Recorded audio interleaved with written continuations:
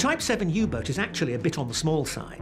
It's developed from the so-called UB submarine, one of the smaller submarines of the First World War. The sea holds secrets that can sleep for decades. In 1944, one German U-boat slipped beneath the waves and was never seen again. 50 men vanished, families left with questions, and the Navy with silence. For 66 years, there was nothing, until divers stumbled upon a twisted shape deep in the Bay of Genoa. Half buried in mud, its bow raised as if frozen in a last desperate breath. It was U-455. What happened in those final hours? Was it enemy fire, a mine, or betrayal by the very waters they trusted? This is the tragic, haunting story of U-455, the gray wolves of the sea.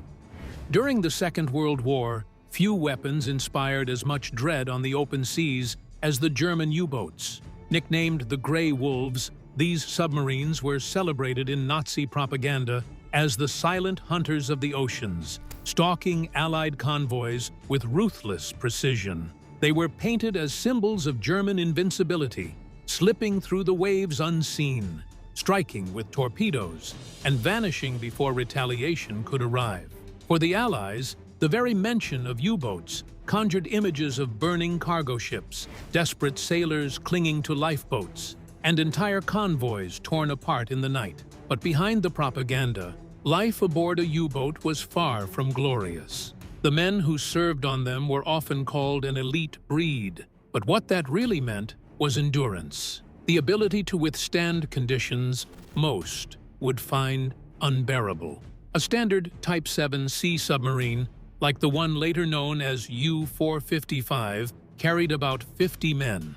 Crammed into a steel tube just over 220 feet long, these sailors lived for weeks in a world without sunlight, surrounded by the constant thrum of engines and the ever-present stench of oil, diesel, sweat, and unwashed clothes. Fresh water was scarce, often reserved for cooking or machinery, meaning men went unwashed for entire missions. Privacy was non-existent, bunks were shared in shifts, and meals were eaten next to torpedoes that doubled as storage racks. Each mission was a mix of deadly silence and sudden terror. Hours could pass with nothing but the hum of equipment and whispered conversations, until suddenly the sonar picked up the telltale pings of Allied destroyers hunting above. Then the submarine would descend deeper, the air growing hotter, condensation dripping from steel walls, while men held their breath as depth charges exploded around them. Each detonation shook the submarine like a tin can, leaving crews unsure whether the next one would split the hull. The mental strain was immense. Yet, these guys were always told they were the best warriors of Germany, warriors who walked the deep instead of fighting on the land, into the hearts of their enemies. In those early years of the war, reputation appeared to be earned. U-boats ravaged Atlantic shipping routes, putting almost all the weight on forcing Britain into submission while making the supply of food, fuel, and weapons unavailable to the country. Hitler called it the trump card. There was a submarine commander in the control room to make this appearance as well, and had a book and was reading, but he had the book wrong time round. The one that could bring the Allies to their knees. Crews suddenly became celebrated in newsreels. Their commanders were decorated as national heroes. Born into a world replete with perils was U-455, a Type 7C submarine that was put into operation in 1941. Initially sent north, it patrolled Norway's cold waters hunting for Allied ships. The first missions were mostly fruitless, rendering weeks of claustrophobic endurance into nothing but bitter frustration. U-455 was eventually redeployed to the Atlantic. There it met two such victories as sinking the British Workman and another cargo vessel accomplishment that put the crew in the taste of success and reiterated a mindset that they were predators, not quarry. There would be a time when U-455 and all its men easily felt the pride of hunters who had drawn blood in a vast, hostile ocean. And so they celebrated as the wars began to change tide. With improvements in radar, sonar, long-range aircraft, and depth charges, the oceans became slaying grounds for U-boats by 1943. The hunters became the hunted, though many submarines never returned from missions. With their fate unknown, the crew disappeared into the wide, watery vastness. This was the world into which U-455 sailed, a mix of pride and peril, of propaganda and reality. But soon, U-455 would be thrown into one of the most dangerous missions of the war, slipping into the Mediterranean through the deadly Strait of Gibraltar. The impossible passage. By January of 1944, the tide of the war had shifted dramatically. The Allies were pressing harder in the Mediterranean, tightening their hold on North Africa and Italy. For the German Navy, the region had become a critical front, and every available submarine was ordered to disrupt the flow of Allied supplies. Among those chosen was U-455. Its mission was straightforward in command orders, but nearly took his own life in reality. Enter the Mediterranean and hunt Allied convoys along the Italian coast. To reach that new battlefield, the crew would have to pass through one of the most perilous stretches of water in the world, the Strait of Gibraltar. The strait was more than a geographical choke point. It was a fortress, barely 9 miles wide at its narrowest point. It was guarded day and night by Allied patrols, aircraft, radar stations, and minefields. For a submarine, it was like threading a needle while blindfolded, all while being hunted. The Allies knew U-boats would attempt to pass through, so they turned Gibraltar into a deadly trap. Some submarines that tried never returned, their final resting place marked only by oil slicks on the surface. For U-455, this crossing meant everything. Without it, the crew could not reach their new patrol zone in the Mediterranean. Success would open the door to fresh targets. Failure would mean death in a steel coffin, crushed by depth charges or snagged in nets designed to ensnare subs like prey. With the sun dipping down the horizon on an evening in January, so also U-455 prepared for its attempt. The crew sealed the hatches, checked the engines, and submerged beneath the waves. Inside the submarine, the atmosphere shifted immediately. Lights dimmed, and whispers replaced conversation, and every man understood what was at stake. For the next 40 hours, it would be this silence and discipline that decided life or death for them. Pretty soon, they would be relying not only on machines, but on the forces of nature. Strong Atlantic currents punched straight through the strait, and Commander Hans Heinrich Giesler of U-455 expected to use their strength to hide their presence. The submarine crawled along the ocean floor, inch by inch, while the men inside counted down every ping of sonar. Some of the U-boats would scatter around the convoy and fire from outside. Some of the guys would deliberately get inside the convoy to where it was almost impossible to attack him. Every creak of metal as a possible end, inside suffocatingly. The stay of a submarine beneath the surface seemed to be inversely proportional to the quality of air. There was heavy buildup of carbon dioxide. The men were sweating and rising in temperature, and every breath they took brought with it the taste and smell of engine diesel fumes. There was no room for fear and no time for hesitation. One mistake, a clang of dropped equipment, a periscope raised at the wrong moment, could lead to their discovery. Allied destroyers were above, patrolling day and night while their sonar operators looked for anomalies. They awaited the chance to discharge their depth charges, capable of shredding the hull of a submarine should any one of them find their mark. Up in the heavens were spotlights and prowling aircraft, on alert for any telltale sign of a wake or oil trail. Oil was constantly coming ashore down the coast as far as Florida. To the crew of U-455, it felt as if they were swimming below a ceiling of knives, each one at the ready to dive down and stab. This sub continued to swim forward for almost 2 days and nights, dodging patrolling ships and currents. Yet it was a time of suffering for its crew. The air was thick in the sub and with tension. Starvation gnawed at them, and time was ripe for trepidation. Finally, after 40 hours of tense navigation, it breached into the Mediterranean. Against impossible odds, they had survived. Yet luck would soon run out, and U-455's next mission would become its last. Orders that led to silence. Emerging from the gauntlet of Gibraltar must have felt like a second birth for the crew of U-455. They had survived what was considered nearly impossible, slipping beneath the Allies' defenses and entering the Mediterranean undetected. The men surely believed the hardest part was behind them. They had beaten the odds, and now their mission awaited to disrupt Allied shipping along the Italian coast. But in truth, the crossing had only delivered them into another trap. Within weeks, U-455 would vanish without a trace, and the last message ever received from the submarine would mark the beginning of its silence. After clearing Gibraltar in late January 1944, U-455 received new orders from German Naval Command. Their task? Patrol near the Ligurian and Tyrrhenian seas and target Allied supply lines feeding into Italy. At that time, the Allies were pushing steadily northward after their landings at Salerno and Anzio. Every convoy of food, fuel, and ammunition was vital, and the German command hoped their submarines could slow the advance. For U-455, this meant sailing along Italy's western coast, striking when opportunity presented itself, and then slipping back into the shadows. But those shadows were shrinking. By 1944, the Mediterranean was no longer the hunting ground it had once been for U-boats.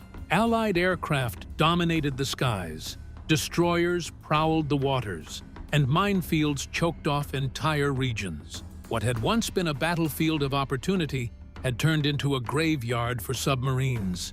U-455 was entering a war zone where the hunters were increasingly the hunted. The final confirmed transmission from U-455 was a routine message acknowledging its new patrol orders. Nothing in the tone suggested distress or malfunction. The submarine was operating as expected. Yet, after that signal, silence fell. No further reports, no requests for assistance, no acknowledgement of future orders. For German Naval Command, it was as if U-455 had simply dissolved into the sea. When weeks turned into months with no word, the Kriegsmarine officially listed U-455 as missing. Families of the crew were informed by abstract letters that offered no detail, some even weighed down by stiff official wording, and yet carried the appalling recognition that sons, brothers, and husbands had disappeared. For the German Navy, it was another entry in a long list of submarines lost to the unforgiving Mediterranean. For the families, it was an open wound, nothing to bury, no explanation to hold on to, just absence. Talk and speculations about the fate of U-455 began quite promptly. Some held the view that the submarine was a victim of German minefields laid off the Italian coast, possibly without full coordination or warning to crews. Others argued that Allied aircraft or destroyers might have spotted the submarine, attacked it, and sunk it. A few others speculated that perhaps there had been a mechanical failure, an unexpected explosion in the engine room or torpedo bay with no opportunity to save her. Still, all this was only speculations without the evidence of any wreckage. For decades, the fate of U-455 remained one of those maritime mysteries that haunted historians and naval veterans alike. The silence surrounding it was more than a military records affair. It was a silence that descended on entire families who never learned what happened to their loved ones. Unlike sailors lost on the surface where debris or bodies could wash ashore, the men of U-455 simply disappeared into a watery grave, sealed from the world above. This silence was formidable, stretching through decades even as the war pulled to a finish and the world rebuilt itself. The survivors of the U-boat service would often mention the strange ties between crews, almost like a family born of claustrophobic steel and mortal danger. To the two men who had served on U-455 but were reassigned before its last operation, the silence was even more embarrassing. They knew precisely who was on board when the submarine left, and lived with the knowledge that, had it not been for a twist of fate, they, too, would have sank beneath those waves. Decades later, a strange silhouette beneath the waves would finally reveal part of the truth. The chilling discovery. For 66 years, the fate of U-455 was locked in silence, its story little more than a rumor among naval archives. Families had no graves to visit, historians had no wreck to study, and the sea itself seemed to have swallowed the submarine whole. Then, in 2010, the stillness broke. Off the coast of Genoa, Italian diver Roberto Raldi and his team were combing the seabed when they stumbled upon a shape that stopped them cold. Rising from the silt 400 feet below, half buried in sand and marine growth, was the unmistakable outline of a submarine. Of the submarine contained an unexpected treasure trove when it was dragged up from the seabed. The divers were struck first by the posture of the wreck. The bow pointed upward at a sharp angle, as if the submarine had been frozen mid-ascent, clawing toward the surface in a desperate bid for life. The sight was haunting, not the orderly ruin of a vessel scuttled in surrender, but the twisted, almost violent stillness of a ship caught in its final struggle. The hull was encrusted with decades of coral and sea life, its original paint long gone, but the steel bones remained intact enough to whisper its identity. At first, the divers could not confirm which submarine they had found. No numbers were visible, no insignia survived. The sea had erased the obvious markers. Yet, the submarine's silhouette, its size, and its construction spoke of a German Type 7C. That narrowed the possibilities, but the question remained, was this truly U-455? What disturbed the divers most was not the hull, but those hatches. The forward entrance was not open. It was sealed, as though the sea had twisted the metal shut. And that told a very haunting story. The crew were still inside. For Raldi and his team, realization hit like a cold current. This was not just a wreck. It was a tomb. A steel coffin holding the remains of 50 men. Every shadowy compartment down there under the encrusted surface was not empty space. It was a grave chamber sealed since 1944. Recognizing the enormity of their discovery, the divers contacted historians and naval experts. Among them were Mark and Luke Breyer, curators of the Atlantic Wall Museum. The divers and historians damaged records, overlaying the patrol routes from wartime with those of missing ships and testimonies from survivors. A vital piece of information was found in archives located in Freiburg, Germany. There were 3 U-boats unaccounted for in the Mediterranean. The size and location of the wreck matched so very closely that it could only ever be U-455. Finally, after decades of oblivion, the lost submarine had been named. From the exploration of the wreck came more signs to the puzzle of what had happened. The periscope was still extended and frozen in its up position, meaning the submarine had probably been navigating near the surface during its last moments. The stern section was smashed, showing signs of despair from a great explosion. Yet whether the blast occurred due to a mine, a depth charge, or internal failure could not be firmly established. The ocean held its secrets from view, and so revealed some. For the grieving families of the lost crew, the discovery was both invigoratingly awful and personally restorative. The wreck confirmed for many what they suspected all along. Their loved ones had never escaped. Yet, it also gave them a site for mourning and a concrete reminder that the men were not just shadows in the pages of history. Together, they rested in that steel chamber that once had ferried them all to their doom. But what clues did the wreck itself give about their fate? Wreckage that tells a story. When divers first set eyes on the remains of U-455, the wreck seemed silent, but to trained eyes, every twist of steel, every scar along its hull whispered fragments of the submarine's final moments. The ocean had preserved the U-boat not just as a grave, but as a frozen scene of its death. Each detail was a clue, a line in the story of 50 men whose last chapter had gone unwritten for decades.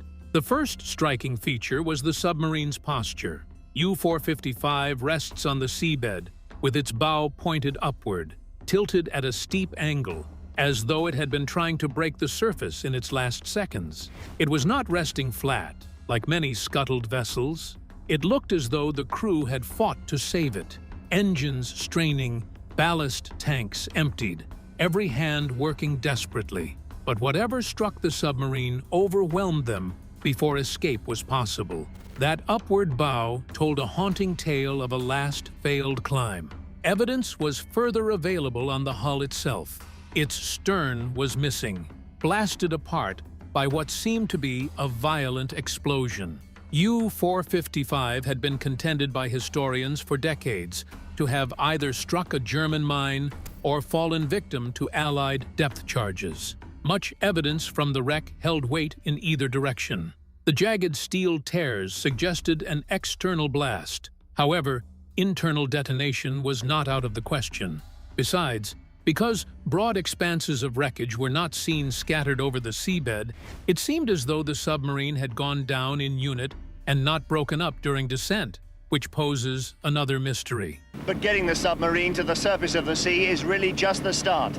The breathtaking views of its deck and conning... Locked in its raised position, the periscope painted another lively picture. U-455 was likely just inches below the surface and scanning for threats or navigational markers when disaster struck. That one thing suggested that the crew had no idea an impending disaster was in their path. They were not fleeing in full flight or hiding in the depths. They merely gazed at something, waiting, perhaps seconds away from surfacing when fate closed down on.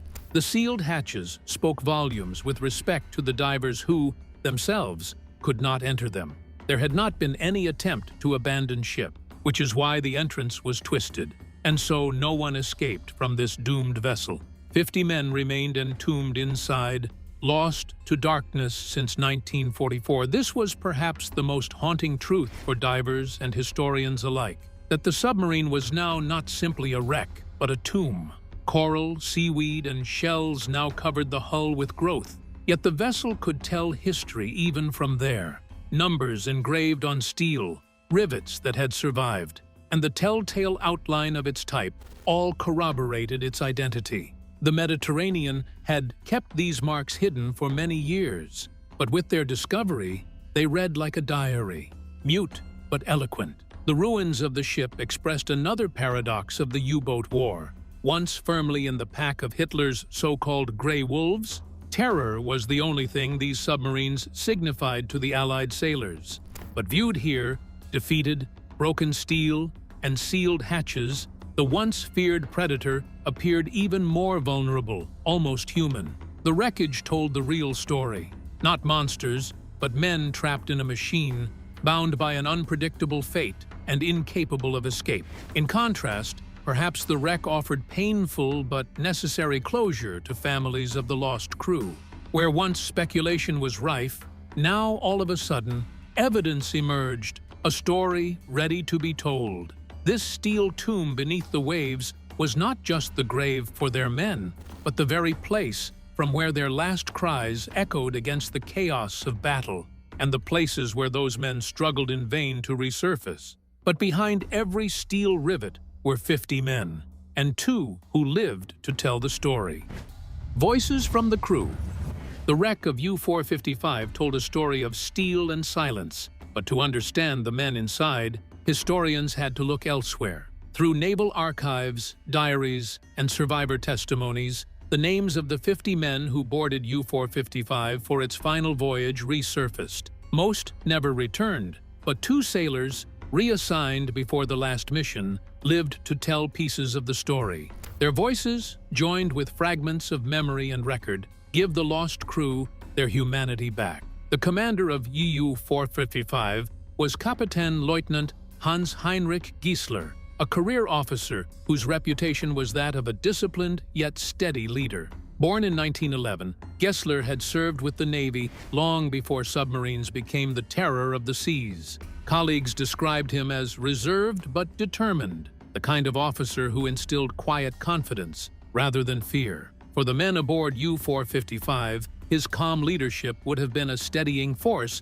in the claustrophobic world of submarine life. The crew consisted of several young sailors, many of them in their late teens and early 20s, who did not know other adult lives other than war. They lived in close quarters, slept on different shifts, and often shared bunks with lingering smells of the last man's sweat. Days were filled with routine maintenance and drills, accompanied by the endless noise of machinery. Letters from sailors stationed on similar U-boats refer to the strange blend of monotony and terror. Long hush punctuated by sudden alarms, depth charges exploding about the hull, and the persistent fear that the ocean would become their grave. However, destiny proved fickle for two men. Both Gerhard Schwarz and Helmut Spitzer had served on U-455, but in early 1944, they were put on training duties prior to the submarine's mission in the Mediterranean. Of a submarine crew have laid undisturbed on the bottom of the Mediterranean.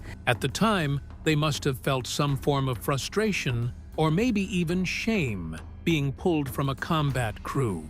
However, as the reassignment was, in all fairness, it spared their lives. Both men lived to tell the tale of life on that submarine before it faded into legend. Schwarz, in fact, became the very voice of the lost crew. Later years found him in Genoa, standing at the shoreline where U-455 had lain, in memory of 50 comrades he'd had to leave behind. For him, this wreck was not a historical relic, but a grave. He remembered the camaraderie of the crew, the way laughter still found its place in the cramped quarters, the common meals of canned meat and bread, and the quiet moments of music played on a harmonica when fear gave way to reflection. Spitzer revived the mind of lacerating patrols on the Atlantic side just before U-455's entrance into the Mediterranean.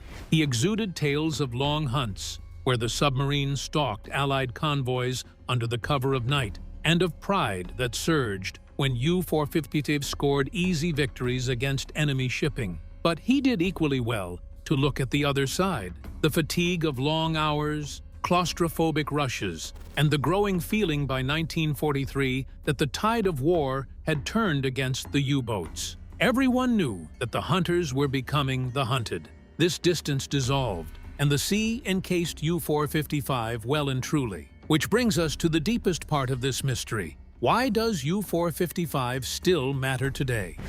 Legacy of a sunken tomb.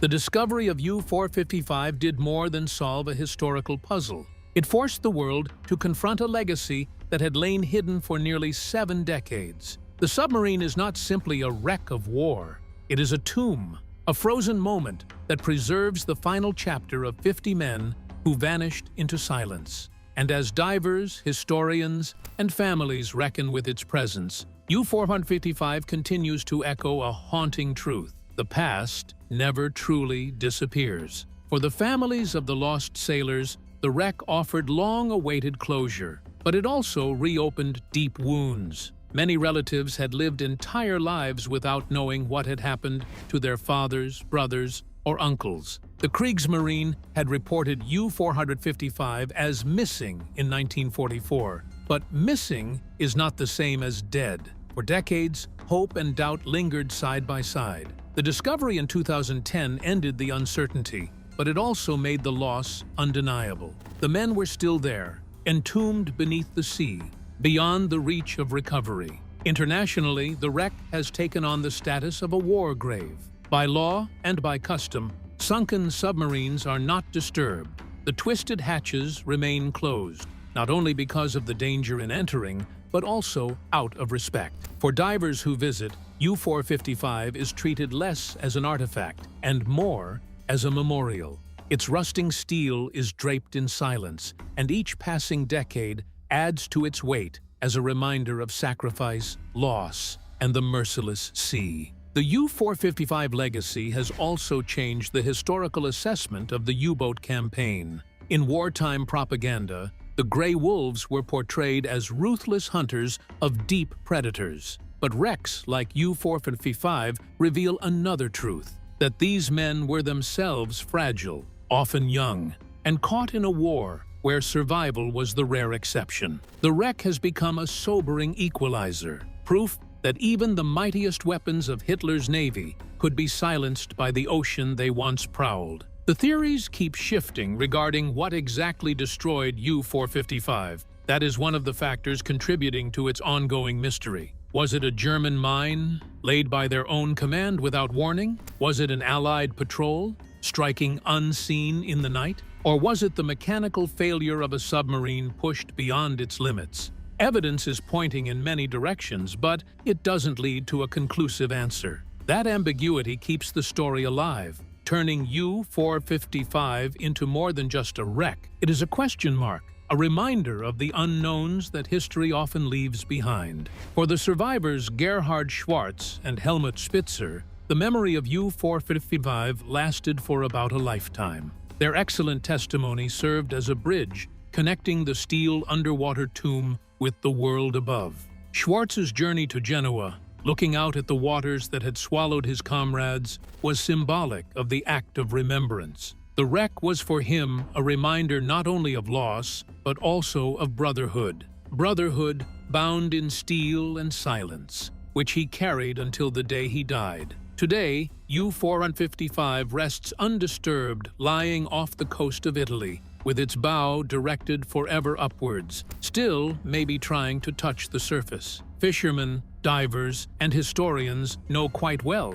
that it is lying there in the deep, yet the site remains a mystery. The wreck is not marked on any tourist map, nor is it subject to any open exhibition or similar distractions. It lies hidden, a mute guardian of history, a reminder that the sea does not forget. The story of U-455 is not just about a wreck, but about memory, tragedy, and silence kept by the sea. Do you think U-455 was lost to an Allied attack, a mine, or a mechanical failure? Comment your theory below, give the video a thumbs up if you enjoy exploring hidden World War II mysteries. Subscribe for more deep dives, and click one of the videos on your screen to keep watching.